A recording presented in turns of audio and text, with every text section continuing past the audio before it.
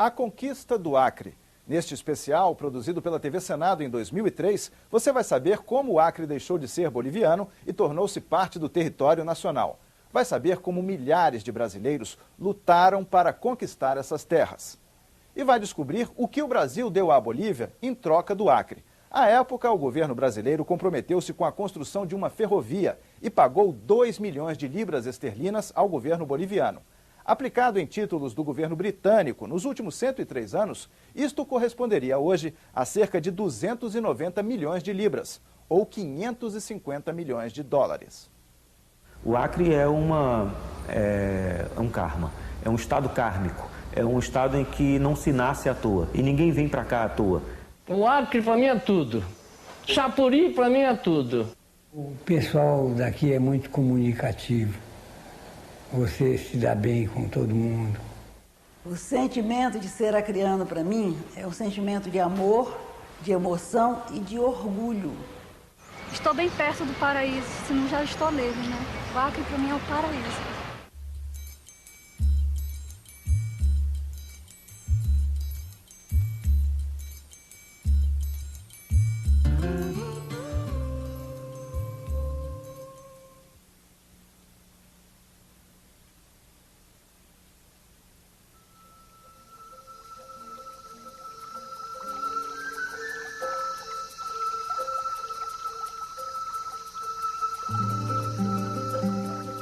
O clima é úmido e quente. Encravado no extremo oeste brasileiro, o estado do Acre ocupa uma área de 153 mil quilômetros quadrados. Um misto de pequenas cidades e a mata amazônica. Ao todo, são 22 municípios. É muito difícil, eu diria até impossível, viver na floresta e não acreditar em Deus, por exemplo. Por quê? Porque na floresta não tem médico. Se Deus quiser, você vive. Se Ele não quiser, você morre. A força divina da natureza edita as normas desta pequena porção de terra brasileira. Os rios são as veias que irrigam a economia e a vida diária desse povo. Sem esse rio, se morreria a míngua por aqui. Rio que passa assim tão manso e lento, correndo águas fundas e barrentas. A que destino vais com qualquer vento? Que porto buscas ou que mar intentas? Rio que hoje assim faz a corredeira, em direção veloz à ribanceira, navega em teus balseiros, passageira.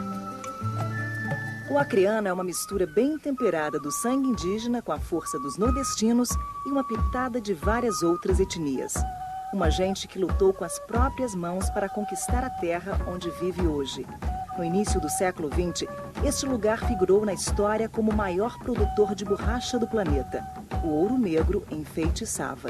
Não se via capim, só via aquele ouro negro da Amazônia. Borracha, borracha, borracha, muitas e muitas. O Acre foi a última área territorial a ser anexada ao Brasil. Apenas em 1903, nosso mapa seria desenhado da forma como o conhecemos hoje. E essa conquista não foi fácil. Se deu com o derramamento de sangue de brasileiros e bolivianos. Uma história que poucos conhecem, mas que enche de orgulho o povo acreano. A identidade acreana, ela está profundamente ligada a este mito de origem que é a Revolução, que é a ânsia de um pertencimento a uma pátria.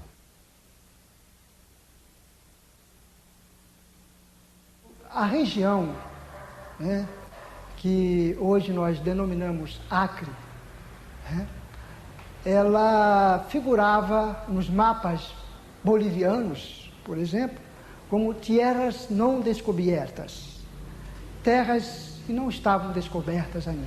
Aqui, quem habitava, naturalmente, eram as diversas comunidades indígenas. As primeiras expedições foram em 1850, a expedição do Manuel Urbano da Encarnação no Rio Purus e a expedição do João da Cunha Correia no Rio Juruá. É natural, a Terra ainda é misteriosa, o seu espaço é como o espaço de Milton, esconde-se em si mesmo. O mistério das chamadas terras não descobertas foi sendo decifrado passo a passo pela chegada dos nordestinos.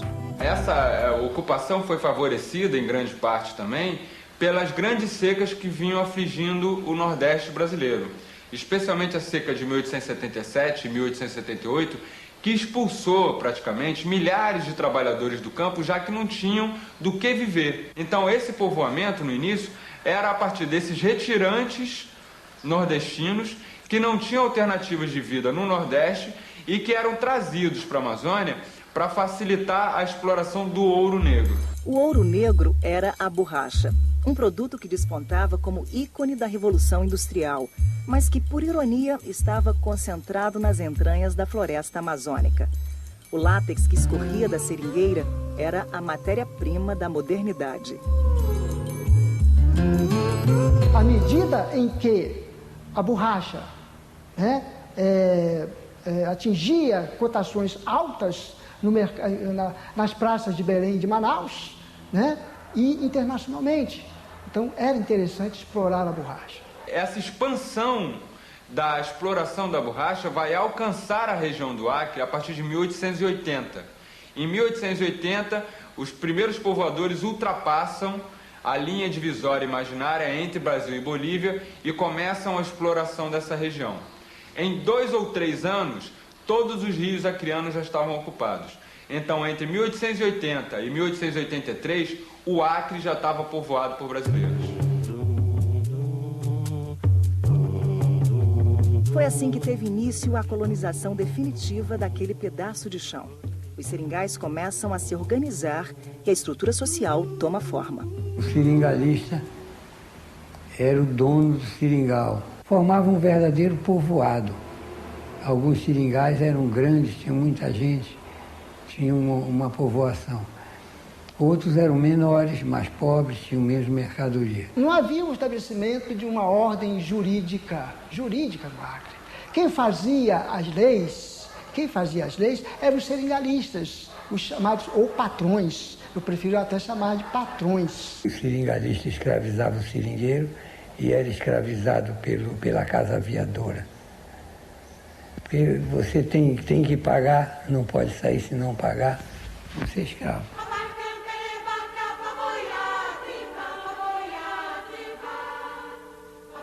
Nesses primeiros tempos, não havia a presença da mulher. Uma sociedade fundamentalmente patriarcal, masculina e machista.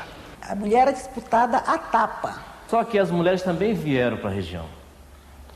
Elas também adentraram os seringais, também produziram, constituíram famílias, acompanhavam seus maridos no corte de seringa. Desde os primeiros tempos que elas estão aqui.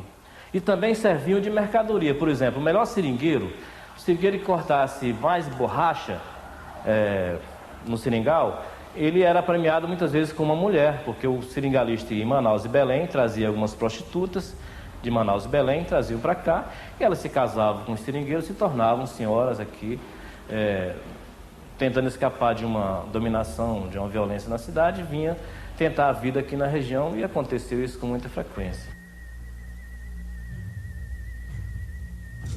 A violência não foi apenas contra a mulher. A ânsia pelo ouro negro provocou também uma reviravolta na vida dos primeiros habitantes da selva. A gente era considerado a nada. Se morre todo dia uma pessoa, por mais que tem milhões de pessoas, mas se morre todo dia e ainda ajuda a matar, com certeza se acaba. O índio está certo, foi um massacre. A discriminação era autoritária e cruel. Em meados do século XIX, havia cerca de 250 mil índios na região. Hoje nós teríamos que ter na região cerca de 400 mil índios. Atualmente são apenas 10 mil. Um comportamento característico da época em todo o Brasil. Um genocídio histórico. Os índios da Amazônia eles estão aqui na região há mais de 30 mil anos. Os portugueses não ocuparam a Amazônia, nem colonizaram, eles destruíram a Amazônia. Eles cometeram um genocídio contra as populações indígenas. Eu acho que o mesmo número, a mesma quantidade de seringa e do caucho que saiu da Amazônia, a mesma quantidade de sangue derramada dos corpos indígenas mortos por seringueiros e seringalistas na região. Uma colonização à gandaia. Foi assim que Euclides da Cunha resumiu a ocupação do Acre na segunda metade do século XIX. Não havia uma organização política. Era um pedaço de terra sem lei que pertencia de direito à Bolívia, mas que na prática estava nas mãos de brasileiros. A partir do momento em que seringalistas ou patrões percebem que sem a ordem, a institucionalização da ordem jurídico-política na região seria mais difícil a acumulação, eles vão desejar a ordem. Então, assim é que nós tivemos, principalmente, 4 momentos, né, da chamada Revolução Acreana.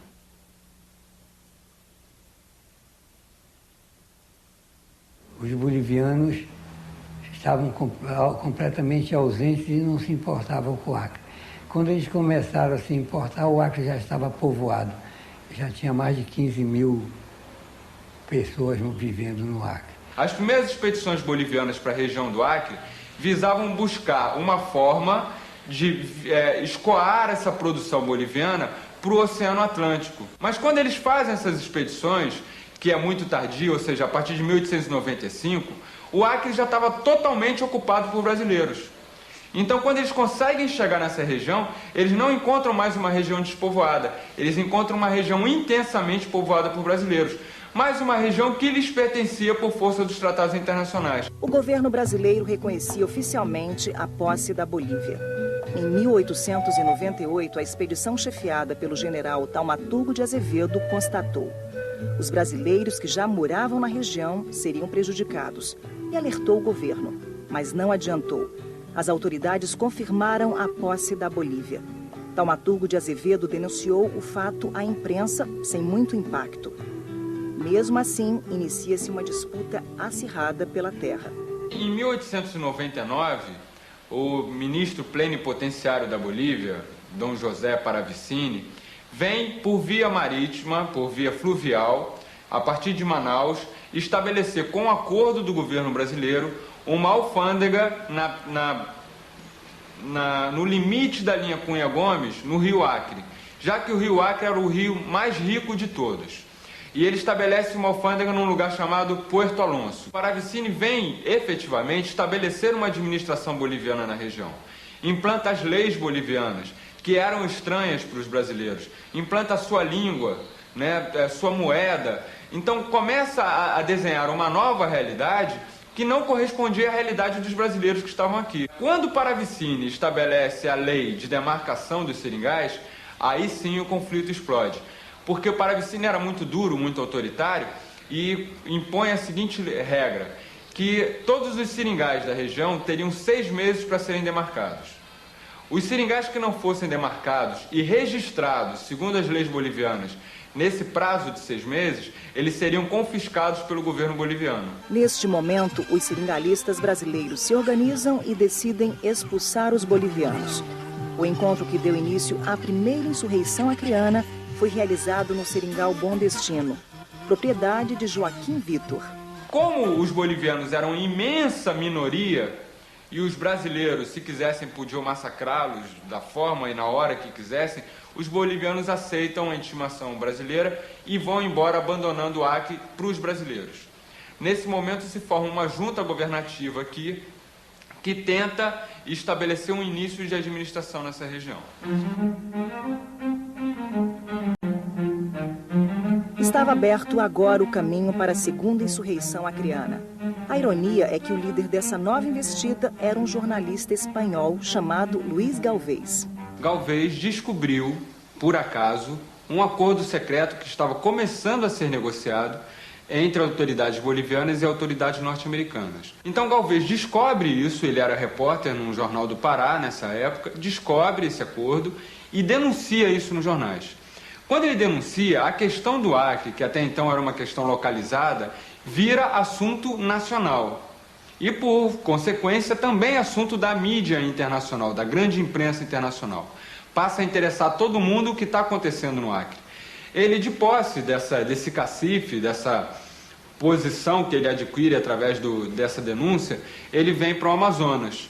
E em Manaus ele estabelece um contato com o governador do Amazonas, que faz uma proposta para que ele viesse para o Acre, para contar esse acordo que ele descobriu lá no Pará e aumentar a sublevação do povo aqui no Acre. Porque interessava intensamente ao governo do Amazonas que o Acre fosse o Brasil. Porque acreditava o Amazonas que se o Acre fosse anexado ao Brasil, seria anexado ao estado do Amazonas. O ano era 1899 e a população do Acre já chegava a 30 mil brasileiros. Mesmo assim, o governo insistia em reconhecer o direito da Bolívia sobre a região. A saída foi então criar o Estado Independente do Acre. Sim, um outro país. Já que o Brasil não nos quer e nós não queremos a Bolívia, nós optamos por ser um novo país. Eles não tinham o objetivo realmente de criar uma república, de criar um novo país. Foi uma estratégia escolhida para alcançar os objetivos. E nada melhor para representar esse país do que um estrangeiro, porque isso evitava comprometer os brasileiros do Acre. Qual o seringalista que queria ser presidente da República do Acre? Nenhum, porque isso ia comprometer a posição deles junto ao governo brasileiro. Então eles pedem que Galvez assuma como presidente da República que vai ser criada. Tudo acertado, eles esperam o dia 14 de julho, que é o dia da queda da Bastilha, e proclamam criado o Estado Independente do Acre. E Galvez é aclamado presidente do Acre. Este marco histórico em que o Acre foi um país independente durou 8 meses. A bandeira, que até hoje é o símbolo do Estado, foi criada por Galvez. Em fevereiro de 1900, chega aqui uma esquadra da Marinha Brasileira para prender o Galvez e devolver o Acre para a Bolívia. E a Marinha pega e leva ele embora para Recife, preso, e o governo brasileiro devolve o Acre para a Bolívia.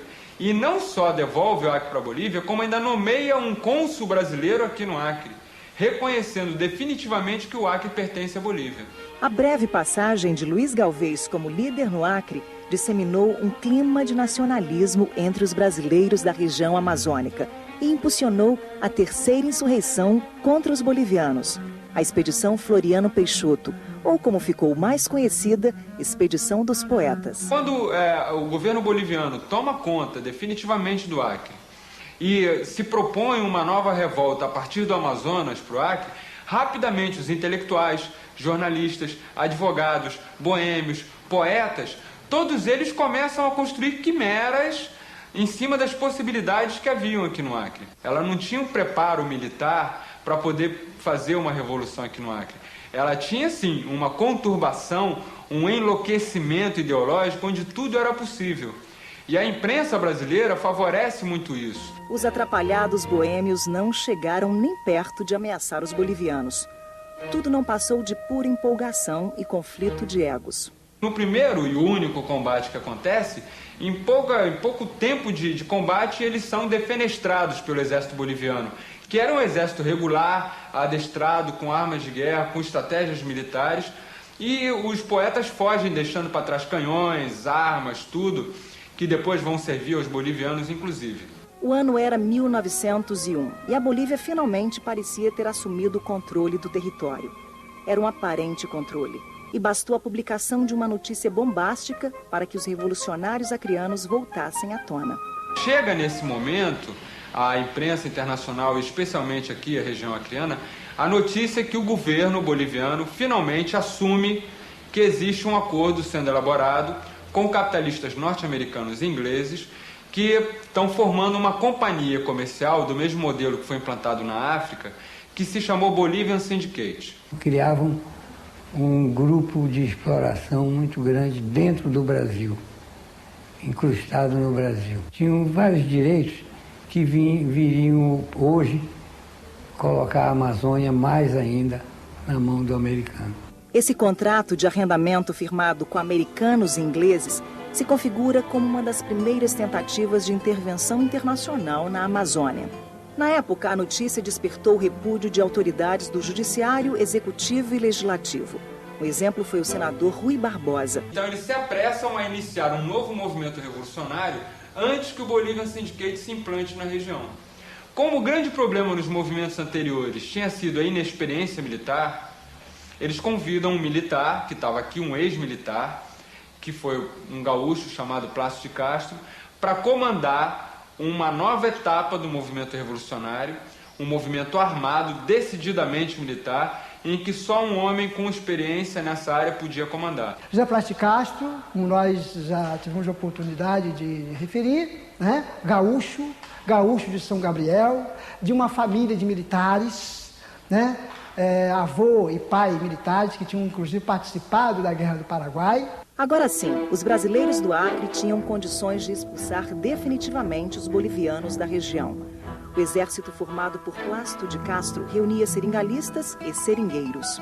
A revolução foi financiada pelos seringalistas. O exército acreano reproduz a estrutura social do Acre.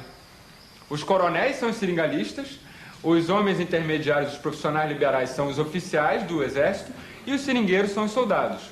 E as mulheres, onde estavam na época das batalhas? Foi quem ficaram mandando em tudo, comandando tudo. Costurava, lavava, engomava, cozinhava, faziam tudo. Todo o trabalho da cidade eram as mulheres que faziam. Os batalhões acreanos foram formados por cerca de 2.000 homens, 2.000 seringueiros, homens, né? Essas colocações de seringa ficavam sem os seus homens. Essas mulheres tiveram que assumir essa produção de borracha nas suas colocações. Tiveram de assumir toda a responsabilidade que ela cumpria antes e tiveram que assumir os trabalhos que os seus maridos e seus filhos e seus genros, primos e noivos, cumpriam nas colocações de seringa. Desse ponto de vista, essa revolução acreana não pode ser vista apenas nos combates. Se você vê apenas ela nos combates, você exclui tudo o que estava acontecendo na região. Daí a importância da mulher nesse processo. Enquanto as mulheres cuidavam das cidades, os homens partiam para a batalha. No dia 6 de agosto de 1902, teve início a guerra. Ele, na verdade, compõe 5 pelotões. Alguns pelotões aqui em Rio Branco, outros perto de Porto Alonso, né, que hoje é Porto Acre, e outros em Chapuri. E esses pelotões vão lutar simultaneamente em várias frentes ao mesmo tempo. E o tipo de guerra, o tipo de estratégia que Plácido de Castro usa é uma guerra de guerrilhas. Deslocamentos rápidos de pequenos grupos, ataques de relâmpagos e recuos tão rápidos quanto os avanços. Com essa estratégia, ele vai chegar a invadir efetivamente terras que ainda hoje são bolivianas. Ele vai entrar profundamente dentro do território boliviano. Um desses territórios invadidos por Plácido de Castro foi a pequena cidade boliviana de Cobija, hoje fronteira com o Acre. Aqui foi o palco do histórico combate do Igarapé, Bahia. No combate do Igarapé, Bahia, por exemplo, que foi a pior derrota brasileira, morreram mais de 150 brasileiros. Os bolivianos tomaram conta do acampamento brasileiro, cercaram os brasileiros e eles mandaram um pedido de reforço para Chapuri, mas antes da chegada dos reforços, os brasileiros foram exterminados. Os bolivianos tacaram fogo no barracão do seringal brasileiro e os brasileiros ficaram cercados entre o fogo do barracão e as balas dos bolivianos. Tiveram que sair aleatoriamente das trincheiras e, na medida em que eles saíram, eles eram fuzilados. Essa história os bolivianos conhecem bem. O pelotão que atacou as tropas brasileiras partiu da pequena cidade de Porvenir, distante 35 quilômetros de Cobija. Hoje a cidade não vive mais da borracha e a pequena população de 5.000 habitantes é formada por bolivianos e brasileiros. Na praça, os heróis resistem ao tempo. E na escola, os professores bolivianos contam sua versão com orgulho. O ixiameño Bruno Racua, experto em lançar flechas, então lançaram uma flecha incendiária, especialmente al polvorín, onde tinham sus armamentos, su arsenal, los brasileros. Entonces, eso se incendió, cundiendo el pánico entre los brasileros. No combate seguinte, que foi a vingança brasileira contra os bolivianos, que foi o combate de Costa Rica, foi um massacre de bolivianos. Morreram mais de 100 bolivianos. Inclusive tem um artigo, uma série de artigos no jornal, que diz que após o combate, depois de terminado o combate do Costa Rica, os soldados brasileiros, os soldados acreanos, saíram no meio do campo de batalha procurando os oficiais que ainda estavam vivos e fuzilando esses oficiais. Entre agosto de 1902 e janeiro de 1903 foram dezenas de batalhas. A chamada Revolução Acreana começou na cidade de Chapuri e teve como palco da batalha final a cidade de Porto Acre, que para os bolivianos era Puerto Alonso. Na medida em que os acreanos tomaram inicialmente Chapuri e logo depois Rio Branco, eles cortaram a linha de abastecimento e de chegada de novas tropas ao Acre. Então os bolivianos que ficaram aquartelados em Porto Alonso, eles ficaram isolados de todo mundo. Eles não tinham como receber reforços, não tinham como receber alimentação, não tinham como receber munição e muito menos armamento. A estratégia do comandante Plácido de Castro deu certo. Diante da situação, os bolivianos não tinham como resistir. Foi até uma certa covardia o combate de Porto Acre, que foram 2.000 brasileiros contra 300 bolivianos. Com 10 dias de cerco dos brasileiros em relação aos bolivianos, os bolivianos se renderam.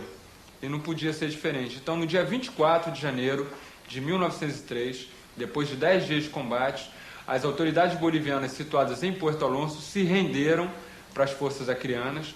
Porto Alonso foi transformado em Porto Acre e Plácido de Castro novamente proclama o Estado independente do Acre. Uma coisa importante dizer, Plácido de Castro não tinha pretensões separatistas. Não era um separatista. Ele pretendia integrar tomar a Bolívia e integrar o Acre ao território nacional. As lembranças da Revolução ficaram guardadas. A professora Inês Ramos conta uma história pitoresca sobre uma das batalhas em Porto Acre. O mais violento e mais sangrento combate, que exatamente que nesse pedaço de chão onde nós estamos agora, né? O boliviano subiu inteligente, com a inteligência dele subiu nessa árvore e começaram a guerrear os nossos brasileiros e mataram, e foi morto vários deles.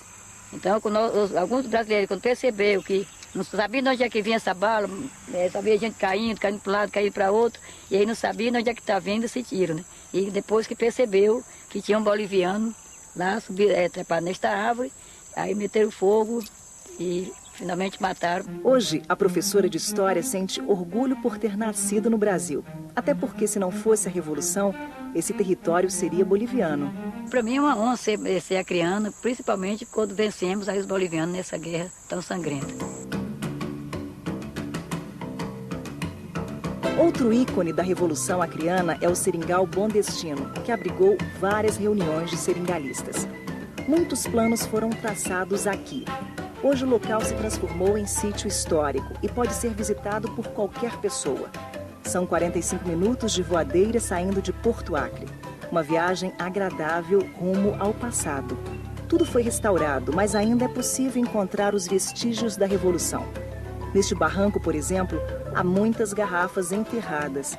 Basta um pouquinho de coragem para arrancar da areia um pedacinho da história.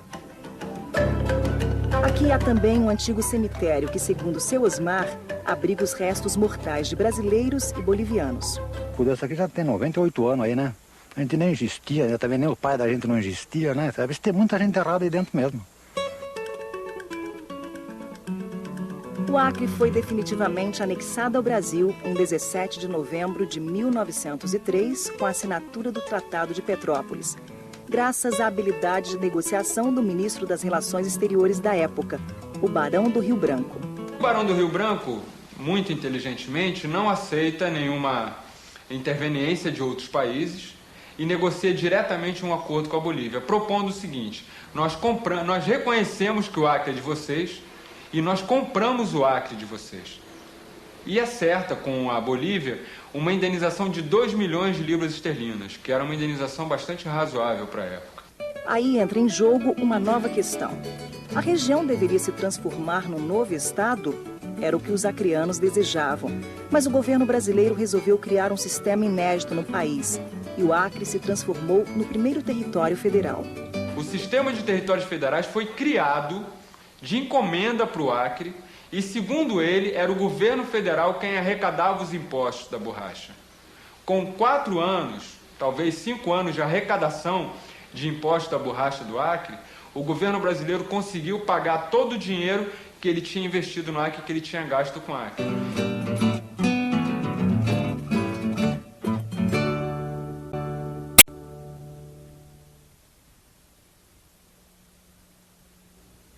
anos se passaram, mas a memória sobrevive. Em maio de 2002, o nome de José Plácido de Castro entrou para o livro dos heróis da pátria. Neste momento estamos comemorando o chamado centenário da Revolução Acreana e a figura de Plácido de Castro deve ser colocada em seu justo lugar. Seu justo lugar. Nem herói místico, nem sagrado, mas o homem dentro do seu tempo, do seu contexto, né, com ideias patrióticas, um nacionalista, sem dúvida. A Revolução Acreana é fantástica, é uma coisa louca. Tanto é que o Plácido Castro primeiro recuou, depois ele voltou para nós atacarmos, na verdade, e ganharmos a Revolução. Seu Antônio Zaine é uma figura emblemática em Chapuri, cidade que fica a 188 quilômetros de Rio Branco. Descendente de libaneses, seu Antônio saiu de São Paulo em 1954, chegou ao Acre e não quis mais saber da cidade grande. Ele conta que quem bebe a água do rio Acre jamais vai embora daqui. Mas não é que é verdade mesmo? Há 48 anos eu continuo bebendo dessa água maravilhosa, dessa água que jorra da terra de Chapuri, do rio Acre. Desde quando chegou por essas bandas, seu Antônio recolhe e guarda as relíquias históricas de Chapuri. Aqui no armazém, entre as mercadorias, ele coleciona de tudo. Nesta casa, ele montou um museu. Não tem ajuda de ninguém, mas não importa. Seu Antônio é um exemplo de força e alegria. Aos 75 anos, não para quieto e exibe com orgulho sua coleção de armas da época da Revolução. Está aqui o Papo Amarelo, que os seringanistas se comunicavam com tiros. De colocações em colocações, os comboios entravam para levar armas, munições e instruções. Está aqui o Papo Amarelo, está aqui a cartucheira, está aqui o rifle, está aqui a garrucha para pequenas caças.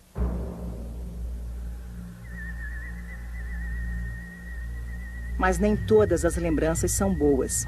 A história está sendo reescrita e não podemos mais olhar para trás e pensar em heróis isolados.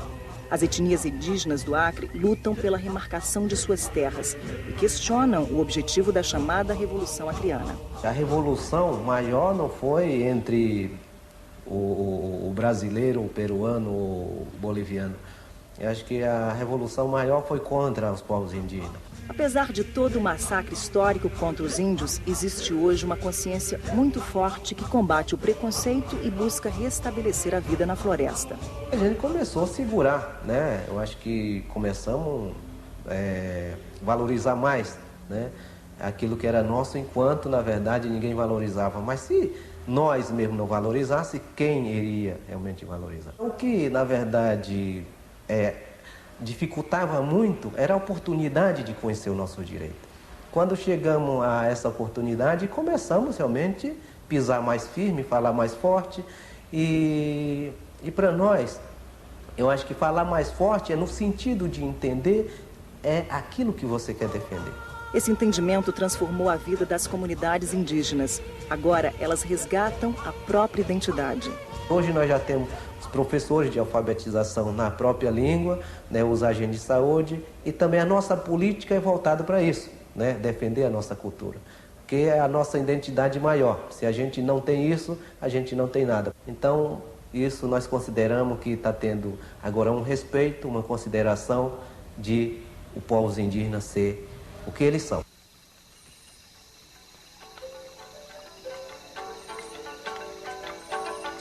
O rio e a floresta continuam sendo a força da economia acreana. A atividade extrativista hoje não segue mais as regras impostas pelos seringalistas.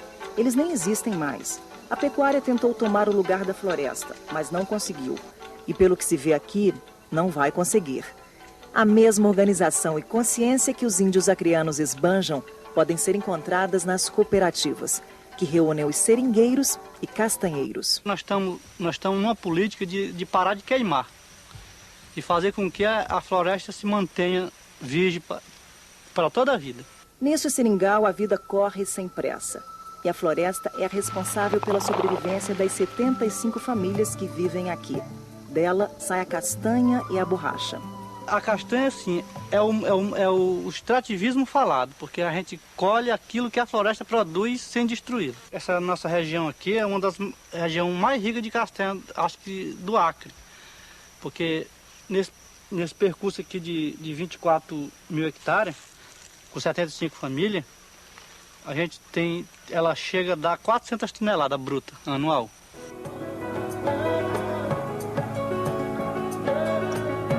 A febre do ouro negro passou, mas a seringueira continua jorrando leite que alimenta muitas famílias. Francisco Teixeira Mendes, conhecido como Tito, caminha pelas estradas de seringa desde os 6 anos.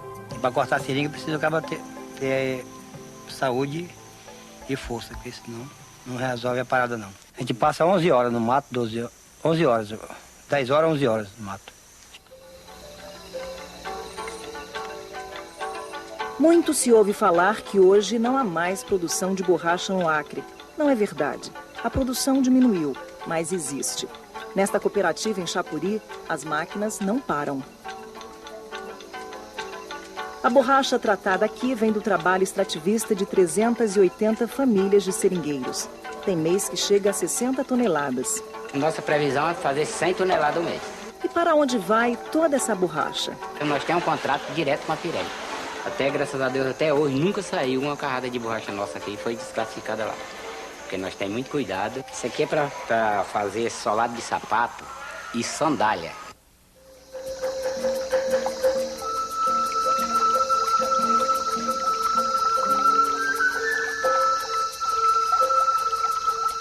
Parte de toda essa mudança e conscientização pelas coisas da floresta nasceu com a luta de Chico Mendes. O Chico Mendes era delegado, era presidente do sindicato, né? Aí ele começou a falar que a floresta era muito importante para não derrubar ela, porque era a vida das pessoas que moravam na floresta. A floresta hoje, para mim, como já uma pessoa de bastante experiência, de ter nascido na floresta e estou com essa idade morando na floresta, ela significa para mim a vida. Porque eu nasci dentro da floresta, me criei, hoje eu moro dentro e vivo bem. Não tenho emprego nenhum, meu emprego é a floresta que me dá. Então tudo que a floresta produz, eu sobrevivo disso. Então se eu perder a floresta, significa que está perdendo a minha vida e dos meus filhos. A presença de um universo natural aqui é muito forte, a força telúrica aqui é muito grande. Então não tem jeito de ser acreano e não ser permanentemente encantado e parte de um encanto. Que este sol a brilhar soberano sobre as matas que o veem com amor, encha o peito de cada criano de nobreza, constância e valor, invencíveis e grandes na guerra. Imitemos o exemplo sem par do amplo rio que briga com a terra, vence e entra brigando com o mar. Fuge um astro da nossa bandeira,